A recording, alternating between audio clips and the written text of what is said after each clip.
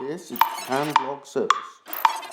Hi guys, Mike Pickett here. So it's Thursday, July the 2nd, 2015. Just walking home. Rather late actually. Just getting fresh. I had a terrible migraine today, so I didn't could leave the house until about 7. And from about 4 to 7. And actually there's something to report today. It's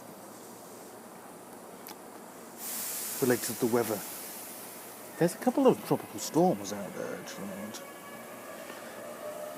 They're not, what one is named Chan-Hom. So it's Tropical Storm Chan-Hom, most likely to become a typhoon by Monday at latest, if not Saturday. And it's well away from this, it's a week away from Japan. The other is the 10th tropical depression of the season, which is thought to become a tropical storm. Now, none of these are probably going to actually affect Japan, though Chan-Hom might just scrape by Okinawa, maybe Kyushu, mid next week. But yeah, what it means really is it's going to get rainy.